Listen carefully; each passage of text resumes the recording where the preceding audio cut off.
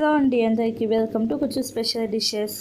సోయాతో చాలా రుచిగా ఉండేలాగా ఒక స్టార్టర్ రెసిపీ ఎలా చేసుకోవాలో చూపిస్తున్నాను. టేస్ట్ అయితే చాలా బాగుండిద్దండి. చాలా సింపుల్గా చేసుకోవచ్చు. ముందుగా స్టవ్ ఆన్ చేసుకొని కడాయి పెట్టుకుని ఒక గ్లాస్ దాకా నీళ్ళని వేసుకోండి. నీళ్ళు కొంచెం మరుగుతున్నాయి అనుకున్నప్పుడు సోయా బాల్స్ వేసుకొని ఈ సోయాని ఒక 5 నిమిషాల పాటు హై ఫ్లేమ్లోనే బాగా బాయిల్ చేసుకోండి. 5 నిమిషాల తర్వాత మంట ఆఫ్ చేసేసి ఇవి ఎక్కువగా బాయిల్ అవ్వకుండా ఉండటం కోసం చల్లటి నీళ్ళు వేసుకొని కొంచెం లైట్గా చల్లారనివ్వండి. లైట్గా చల్లారిన తర్వాత చేతితో సోయాని బాగా పిసికి సోయాలో ఉండే నీళ్ళు మొత్తం తీసేసి ఇలాగ బాగా పిసికిన తర్వాత ఈ సోయాని మాత్రమే ఒక ప్లేట్లోకి తీసుకోండి. నేను తీసుకున్నది పెద్ద సైజ్ సోయా బాల్స్ కాబట్టి వీటిని నేను చిన్న చిన్న ముక్కలుగా కట్ చేస్తున్నాను.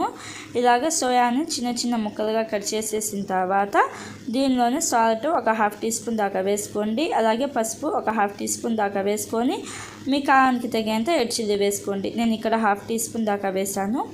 కారం వేసుకొని గరం మసాలా 1 టీ స్పూన్ దాకా వేసుకొని అంతా కలిసేటట్టుగా ఒకసారి బాగా కలపండి.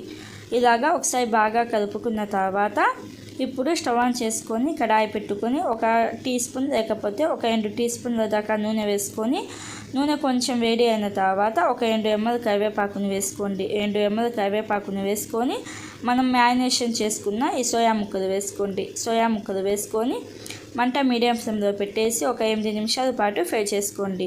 8 నిమిషాల పాటు ఫ్రై చేసుకున్న తర్వాత ఒక చిన్న ఉల్లిపాయను ఇలాగే సన్నగా కట్ చేసుకొని వేసుకోండి. అలాగే ఒక చిన్న టమోటా, బాగా పండిన ఎర్రని టమోటాను ఇలాగ బాగా సన్నగా కట్ చేసుకొని వేసుకోండి. టమోటా ముక్కలు వేసేసి లో ఫ్లేమ్లోనే ఒక 2 నిమిషాల పాటు ఫ్రై చేసుకోండి.